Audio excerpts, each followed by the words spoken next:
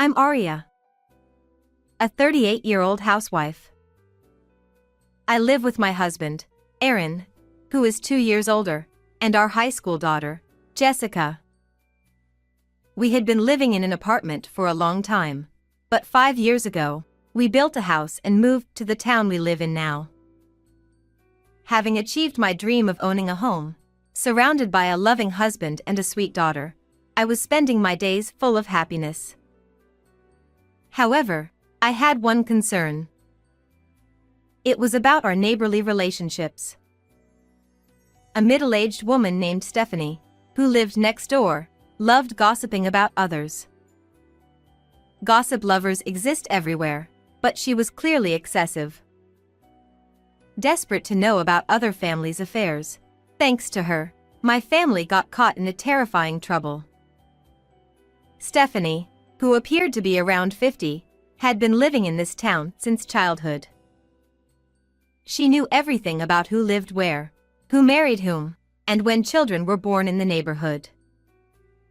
She loved to chat and immediately started talking to me when we had just moved in, asking where we came from. I was happy to have someone friendly when we didn't know anyone else, and she would give us small gifts and take care of us, so at first, I had a good impression of her. I thought it was nice to have a kind neighbor. But over time, I started finding her behavior annoying. Stephanie seemed to be obsessed with our family's affairs, prying into even private matters. Questions like whether my daughter had a boyfriend could be laughed off, but when she asked about our savings and my husband's salary, I was taken aback. When I said I don't like to answer about money, she pursed her lips and said, "Why so secretive between neighbors?" No matter how much she sulked, I kept silent.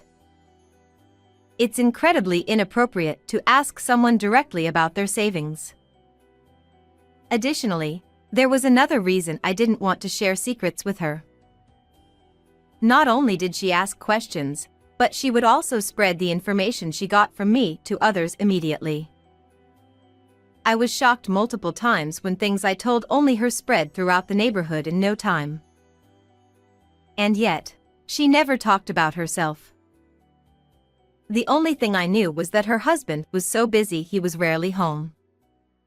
The rest of her private life remained a mystery. It's unfair how she wants to know everything about others but reveals nothing about herself. Because of this, I gradually started to dislike her and limited our conversations to minimal greetings when we met outside. For a while, she kept pressing me, but eventually, she seemed to realize I was avoiding her and stopped approaching me. To an outsider, it might seem cold to act distant despite living next door. But to protect my and my family's privacy, keeping a distance was necessary. For a while, we lived peacefully without any incidents. One morning, when I went to take out the trash, I ran into Stephanie, who was just leaving her house. We locked eyes, and I felt a jolt, but I greeted her with a simple good morning and tried to pass by. However, she grabbed my arm, saying, "Aria, wait a minute." Oh no, caught again. I sighed internally. What could she want to ask during the busy morning? Unlike my gloomy self, she was grinning.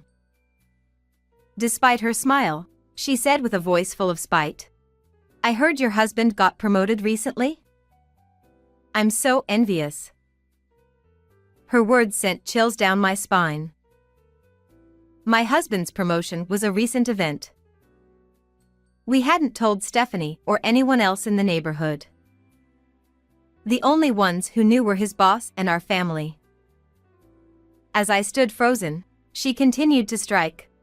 "With that hefty raise, you don't even need to work part-time, do you?" She spat these words and left. Once again, I was stunned. Not only did Stephanie know about the promotion, but she also knew I was considering part-time work. Feeling uneasy, I reported this to my husband that night when he came home from work.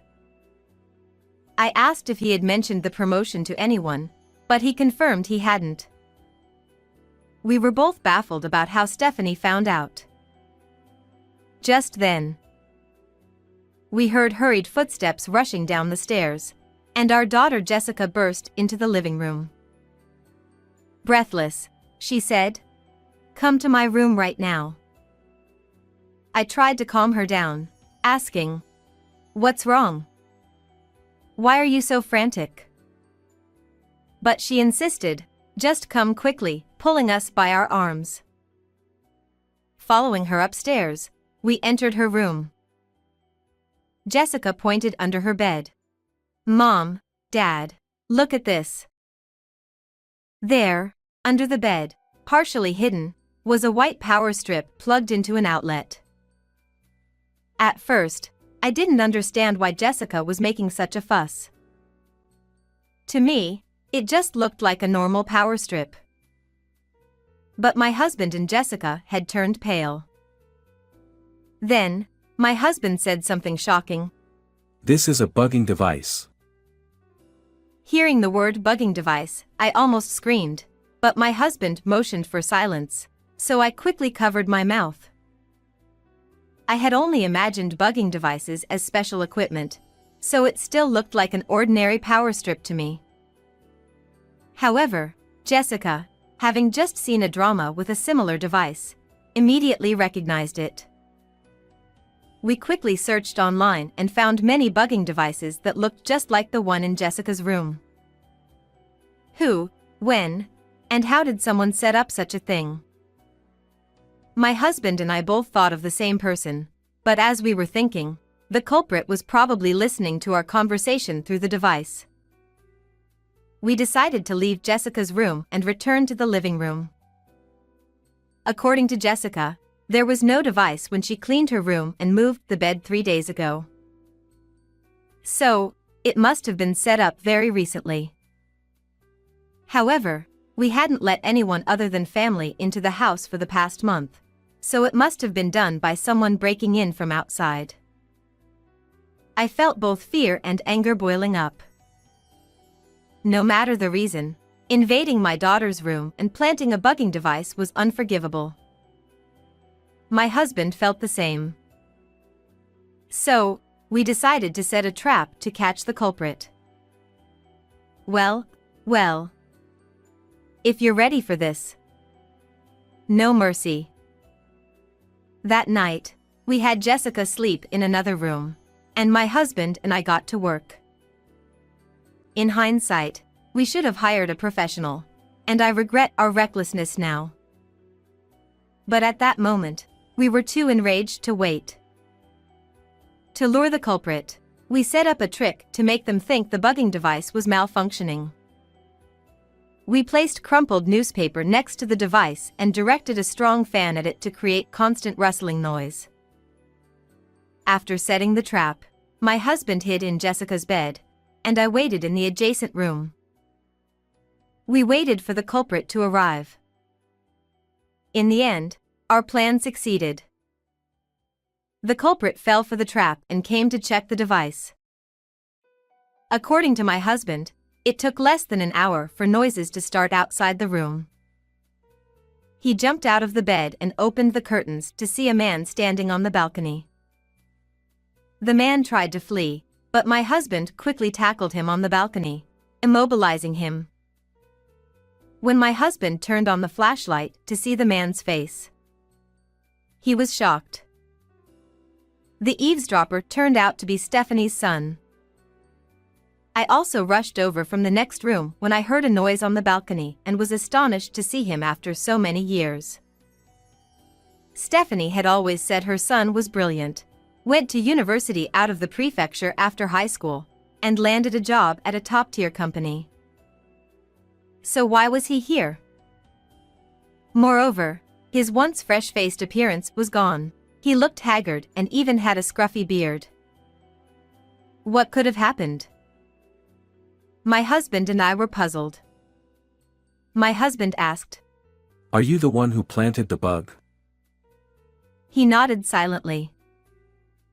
Apparently resigned, Stephanie's son offered no resistance, hung his head quietly, and had tears in his eyes.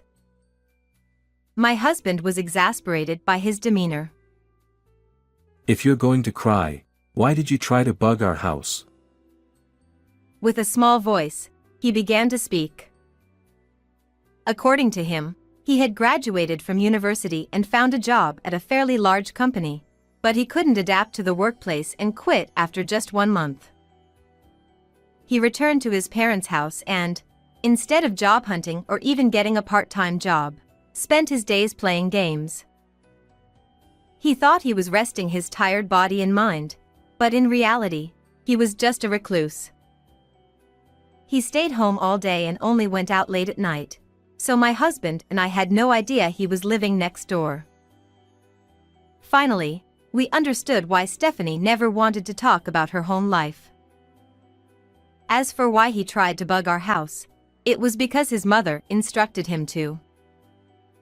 She was obsessed with our family and told her reclusive son, "If you succeed, I'll give you some spending money."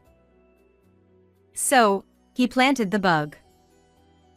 My daughter had sometimes slept with the window open on hot nights, and he took advantage of this, climbing up from the garden shed to the balcony to enter the room. His only goal was to plant the bug, but it was terrifying to think what could have happened if he had intended to harm her. I was very close to my daughter and often chatted with her in her room. He listened in on those conversations and learned about my husband's promotion and my plans to start a part-time job. He came to check the bug when he heard strange noises and couldn't hear voices anymore, thinking the device was broken.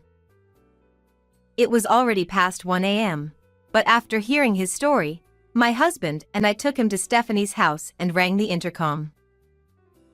No one answered for a while, but after multiple rings, Stephanie responded irritably. "Who is it at this hour?" I spoke to the camera. "Your son was caught sneaking onto our balcony, so we brought him here." Stephanie hurriedly came to the door in her pajamas. Seeing us and her son standing together, she was initially shocked but then put on a defiant expression. "What do you want at this late hour?" She feigned ignorance, which angered my husband. Your son planted a bug in our daughter's room. Don't pretend you didn't know. Stephanie remained unfazed. "A bug? I don't know anything about that." She laughed dismissively and turned away. I was appalled by her brazen attitude, but then she shocked us further. "He did it on his own. It has nothing to do with me." She abandoned her own son. He looked devastated. Seeing him so sad and silent, we felt a bit sorry for him, but a crime is a crime. "We'll be filing a police report." "Go ahead, do whatever you want." She still acted like it was someone else's problem. Then I added, "We'll also report this to your husband." She turned pale. "Please, don't tell my husband." She clung to me, begging. It seemed her husband was very strict. According to her son, he was fed up with her gossiping and had moved out a few years ago, tired of her behavior. She had lied about him being busy with work. Their marriage was failing. Despite this, he still supported her and their son financially. If he found out about this, it would likely be the final straw. If they divorced, Stephanie, a stay-at-home mom, would be out on the streets. She begged us not to tell her husband, but my husband and I were not lenient. "We heard everything from your son. Paying your child to bug someone else's house is despicable. Both of you need to atone for your actions." We left her house. A few days later, Stephanie's husband visited us. After calling the contact number given by their son, he came to apologize. He apologized for his son's actions and even paid us compensation. insisting he would recover it from Stephanie. It was our first time meeting him, and he seemed very reasonable, unlike Stephanie. We felt a bit sad thinking that their son might have turned out better living with him. But crimes can't be undone. He was arrested for trespassing and fined. Despite being young, he had a criminal record, but it was his own doing, even if he was coerced by his mother. Shortly after, Stephanie and her husband divorced. The neighborhood quickly learned of the scandal, and unable to bear the shame, Stephanie left town. No one knows where she went, but her son remains a recluse, likely living a miserable life in hiding with his mother. As for us, we used this incident as a lesson to improve our home's security. We are determined to protect our daughter and ensure we never face such a crime again. Goodbye, everyone. How was this story? Please subscribe to the channel. See you in the next video.